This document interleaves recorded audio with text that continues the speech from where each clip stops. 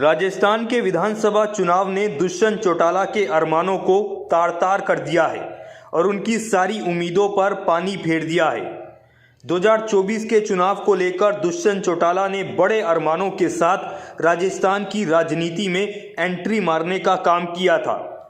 दुष्यंत चौटाला को लगता था कि राजस्थान में वो उसी तरह से किंग मेकर बन जाएंगे जिस तरह से हरियाणा की राजनीति में उनकी पार्टी जेजेपी ने 10 सीटें जीतकर सत्ता में हिस्सेदारी हासिल कर ली थी।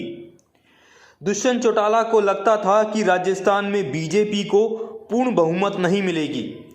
ऐसे में अगर उनके 2-4 एमएलए भी बन गए तो वो सत्ता की हिस्सेदारी जहां राजस्थान में हासिल कर लेंगे, वही हरियाणा में भी गठबंधन का पक्का होना तय हो जाएगा।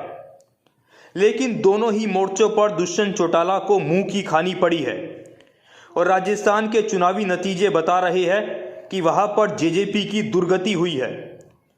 राजस्थान के विधानसभा चुनाव में जेजेपी ने 19 विधानसभा सीटों पर अपने उम्मीदवार मैदान पर उतारे थे, लेकिन सभी के सभी उम्मीदवार चुनाव हार गए। जबकि दुष्यंत चौटाला ने राजस्थान में कई बड़ी रैलियां की थी और कई बार कहा था कि इस बार राजस्थान विधानसभा का ताला जेजेपी की चाबी से ही खुलेगा, लेकिन ऐसा कुछ भी नहीं हो पाया। जेजेपी के एक भी प्रत्याशी की जमानत नहीं बचना इस बात का प्रतीक है कि वहां पर चुनाव लड़कर दुष्यंत चौटाला ने बड़ी गलती करने का काम किया है। इसके अलावा दुष्यंत चौटाला के गले में एक और नई सिरदर्दी पड़ गई है। वो सिरदर्दी है बीजेपी की नाराजगी।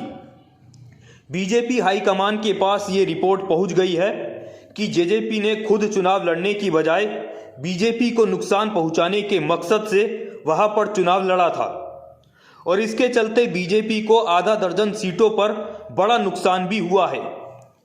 यही वजह है कि अब बीजेपी हाईकमान भी जेजेपी यानी दुष्यंत चौटाला से नाराज हो गया है, जिसके चलते जेजेपी के लिए अब हरियाणा में अपना गठबंधन बचाए रखना भी काफी मुश्किल हो जाएगा। राजस्थान चुनाव के परिणाम के बाद बीजेपी हाईकमान को यह संदेश भी मिल चुका है कि दुष्यंत चौटाला कोई बड़े नेता नहीं है और उनके बिना भी हरियाणा में बीजेपी अपने दम पर चुनाव जीत सकती है, जैसा चौधरी बीरेंद्र सिंह समेत हरियाणा बीजेपी के कई बड़े नेता कई बार कह भी चुके हैं। यानी अब दुष्यंत चौटाला के लिए हरियाणा में अपनी जमीन और गठबंधन दोनों ही बचाए रखना आसान नहीं होगा। दुष्यंत चौटाला को यह लगता था कि हरियाणा की तरह राजस्थान के जाट वोटर भी उन्हें अपनाने का काम करेंगे, उन्हें अपना नेता मानने का काम करेंगे और जेजेपी को वोट देकर 2-4 विधायक बन जाएंगे और 2-4 विधायकों के बाद जेजेपी राजस्थान की पॉलिटिक्स में किंग मेकर बन जाएगी। लेकिन दुष्यंत चौटाला को इस बात का एहसास नहीं था कि बीजेपी राजस्थान में आराम से अपने बलबूते पर बहुमत हासिल कर लेगी और जेजेपी को पूरी तरह से इग्नोर कर देगी। आज ना तो राजस्थान में बीजेपी को दुष्यंत चौटाला की जरूरत है और ना ही हरियाणा में बीजेपी को दुष्यंत चौटाला की जरूरत है।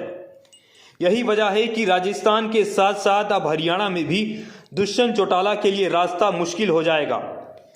अब दुष्यंत चौटाला के लिए बीजेपी हाईकमान के पास जाकर राजस्थान में चुनाव लड़ने की जरूरत और मजबूरियां दोनों ही साफ करने का टेढ़ा काम करना होगा। राजस्थान में जेजेपी और दुष्यंत चौटाला दोनों की फजीहत हुई है। वहां का चुनाव परिणाम भी दुष्यंत चौटाला के लिए बड़ा झटका माना जाएगा, क्योंकि राजस्थान का चुनाव जेजेपी ने सिर्फ दुष्यंत चौटाला के बलबूते पर लड़ा था, सिर्फ दुष्यंत चौटाला की लोकप्रियता और उनके दमखम पर लड़ा था और दुष्यंत चौटाला के रसूख के बलबूते पर लड़ा था। लेकिन तीनों ही मोर्चे पर दुष्यंत चौटाला फेल साबित हुए हैं। तीनों ही मोर्चों पर साबित हो गया है कि राजस्थान की जनता के बीच दुष्यंत चौटाला की कोई पैठ नहीं है, कोई लोकप्रियता नहीं है, कोई रसूख नहीं है और राजस्थान के जाट वोटर भी तीनों ही मोर्चे पर दुष्यंत चौटाला को अपना नेता नहीं मानते हैं। उन्होंने दुष्यंत चौटाला को पूरी तरह से रिजेक्ट करने का काम कर दिया है। यही वजह है कि दुष्यंत चौटाला के लिए अब हरियाणा में अपना गठबंधन बचाना भी मुश्किल हो गया है। यानी राजस्थान का झटका अब उन्हें हरियाणा में भी नुकसान पहुंचाने का काम करेगा। फिलहाल के लिए इतना ही। ऐसी ही तमाम अपडेट्स के लिए देखते रहे न्यूज़ ब्रॉडकास्ट 24। नमस्कार।